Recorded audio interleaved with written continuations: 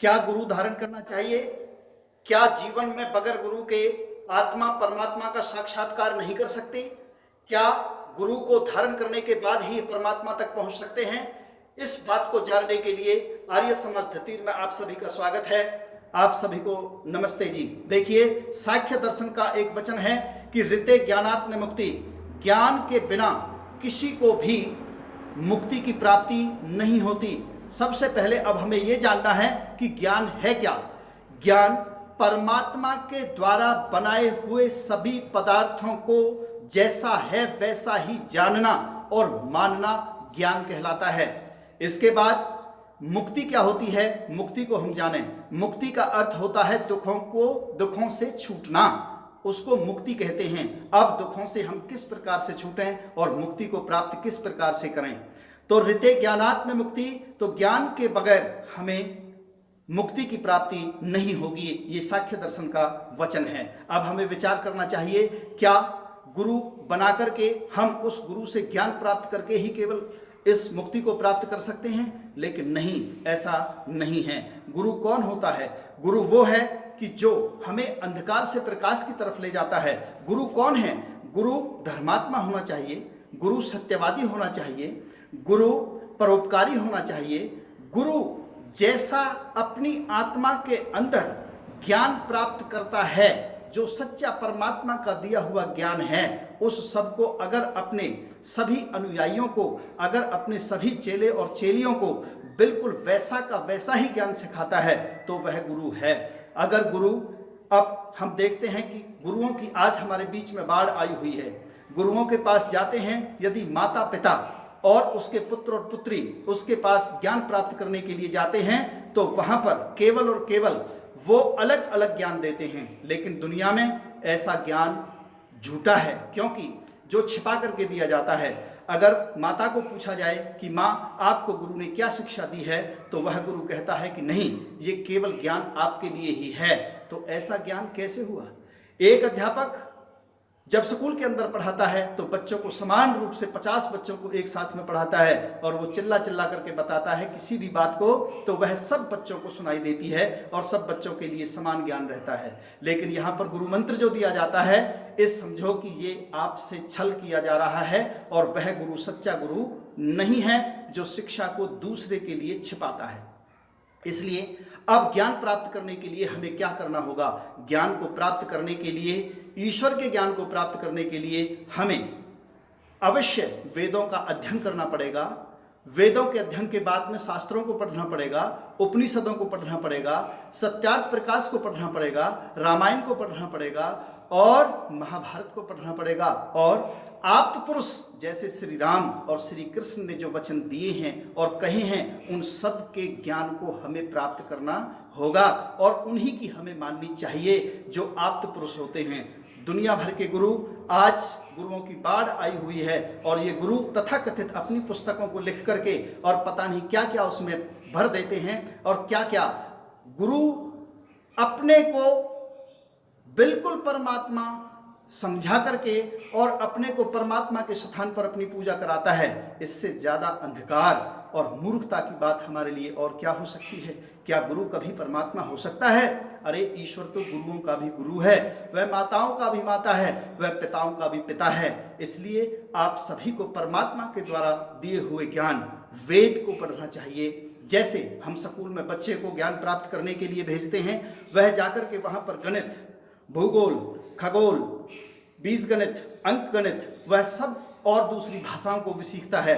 इसी तरह से जैसे उन विषयों को पढ़ाया जाता है, जब तक हम इन विषयों की तरह ही अगर वेद की विद्या को नहीं पढ़ाएंगे, तब तक हमारा जो एक भी पुत्र और पुत्री है और जो हम मनुष्य हैं, वो कभी भी ज्ञानवान नहीं बन सकते। वो सच्चा ज्ञानवान नहीं बन सकता और सच्चा ज्ञान उसको प्राप्त नहीं हो सकता। इसलिए ईश्वर को प्राप्त करने के लिए इन गुरुओं ने दुनिया भर के नियम बना रखे हैं कि इस तरह से ईश्वर को प्राप्त किया जा सकता है। इस गुरु से मिलने की चाबी केवल इस गुरु के पास ही है परमात्मा से मिलने की, लेकिन परमात्मा के बीच में और आत्मा के बीच में कोई भी रुकावट नहीं है। आप विचार करें, परम पिता परमात्मा जिस समय सूर्य को उदय करता है वह सूर्य सभी के लिए समान होता है। परम पिता परमात्मा जब दिन निकालता है तो सबके लिए समान होता है, जब रात्रि करता है तो सबके लिए सोने के लिए समान होती है। इसी प्रकार से चंद्रमा की शीतलता सबके लिए समान होती है। तो ये गुरु का अलग अलग ज्ञान कहाँ से आ गया? हमें परमात्मा का, मैं फिर इस बात पर विचार कर रहा हूँ या आपसे कह रहा हूँ कि परमात्मा के द्वारा बनाए हुए पदार्थों में जैसा है वैसा ही उसको जानना और समझना, ये ही सच्चा ज्ञान है। और अपनी आत्मा को जो प्रिय लगता है वो भी दूसरी आत्माओं के साथ में वैसा ही व्यवहार करना, ये परमात्मा का सत्य ज्ञान है। इसलिए ईश्वर और आत्मा के बीच में कोई रुकावट नहीं है, इसलिए गुरु धारण करने की आवश्यकता नहीं है। हमें ज्ञान को प्राप्त करना चाहिए और गुरु कैसा हो वे हमें ये पहचानना चाहिए कि क्या गुरु हमें सत्य विद्या दे रहा है या नहीं दे रहा है।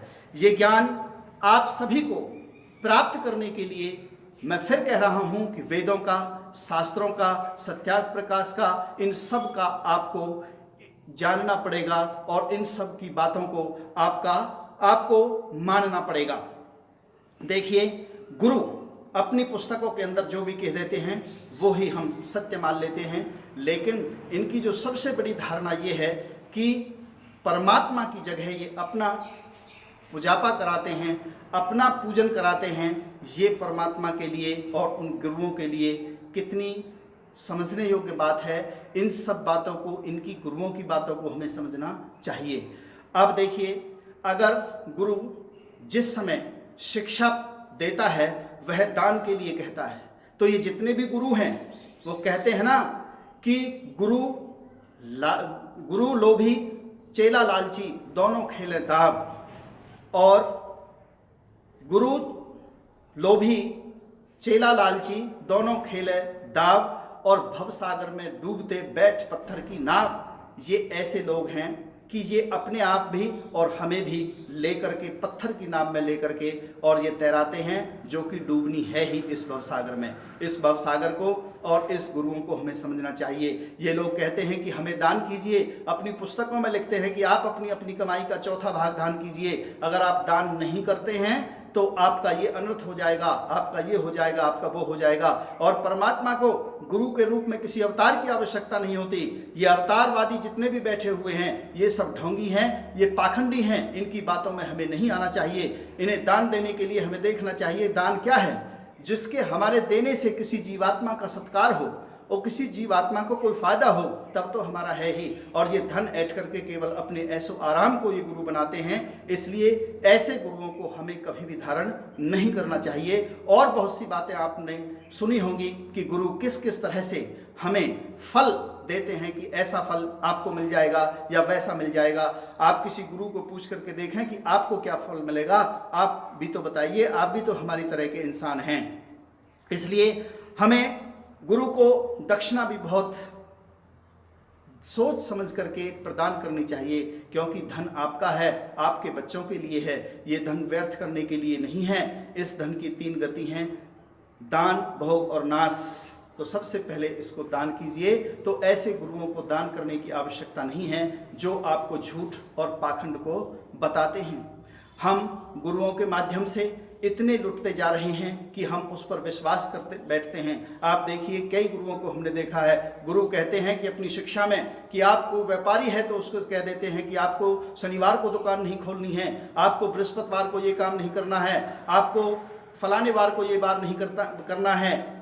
किसी को कुछ बता देते हैं, किसी को कुछ बता देते हैं। इसलिए हमें जानना और मानना चाहिए कि ये लोग, क्या ऐसा है, क्या श्री राम ने कभी ऐसा कहा है महाभारत रामायण के अंदर? किसी को सिखाया उन्होंने? क्या गुरु वशिष्ठ ने, क्या द्रोणाचार्य ने, क्या? अरे गुरु कैसे थे? गुरु ऐसे थे कि जिन गुरुओं ने, गुरु वशिष्ठ ने श्री राम जैसे को पैदा कर दिया, गुरु संदीपन ने श्री कृष्ण भगवान जैसे को पैदा कर दिया, और गुरु बिरजानंद ने ऋषि देव दयानंद के जैसा पैदा कर दिया। लेकिन ये होते हैं सच्चे गुरु, जिन्होंने अपनी सत्य विद्या, आत्मा और परमात्मा की जो पूर्ण विद्या है, उन सबको सिखाया। और वो आज ऐसे आप्त पुरुष कहलाए और हमारे लिए बहुत अच्छी अच्छी बातों को कह करके इस पृथ्वी से चले गए। जब वो नहीं रहे तो ये गुरु कहते हैं कि तुम अमर रहोगे, ऐसा नहीं हो सकता। तो ऐसे तथाकथित गुरुओं से हमें अवश्य बचना चाहिए, अपने बच्चों को इन धूर्त पाखंडियों से बचाना चाहिए। जब तक हम इन बातों को नहीं देखेंगे और करेंगे तब तक हम अच्छे ज्ञानवान नहीं बन सकते, अच्छे परमात्मा को प्राप्त नहीं कर सकते। मैं पुनः आपसे यही प्रार्थना करता हूं कि आप इन गुरुओं से सावधान रहें और सच्चा ज्ञान प्राप्त करने के लिए आप वेद, उपनिषद, धार्मिक पुस्तक, आर्ष ग्रंथ जो हैं उन सब का अध्ययन स्वाध्याय किया करें और उसके बाद अपने बच्चों को भी स्वाध्याय कराया करें। आप मैं गुरुओं की एक बात कहकर आपको बताता हूं कि ऋषि दयानंद के पास में एक बार कुछ जो औरतें थीं, हमारी माताएं और बहनें, उनके पास चली गई और उन्होंने कहा कि हमें सुख प्राप्त कैसा होगा, कैसे होगा आप बताइए। तो वो कहते हैं वहाँ पर कि आपको मैं सत्संग नहीं करूँगा, ना सुनाऊंगा, आप अपने पतियों को भेजें और वो पति यहाँ से मुझे सीख करके यहाँ से जाएंगे और वो घर जा करके आपको उपदेश करेंगे। इस तरह के सत्यवादी गुरु होने चाहिए, इस तरह के ऋषि की बात को हमें सुनना चाहिए और तब जा करके हम अच्छे अपनी आत्मा को, अपने अंतःकरण को शुद्ध करके और हम तब परमात्मा की प्राप्ति कर सकते हैं। तो हमें किसी पीर, पैगंबर, अवतार या किसी ढोंगी पाखंडी गुरु की आवश्यकता जीवन में आत्मा को परमात्मा से मिलने की नहीं है। इसलिए आप पुनः इस बात पर विचार करें कि क्या हमें गुरु धारण करना चाहिए या नहीं करना चाहिए। इति ओम सम।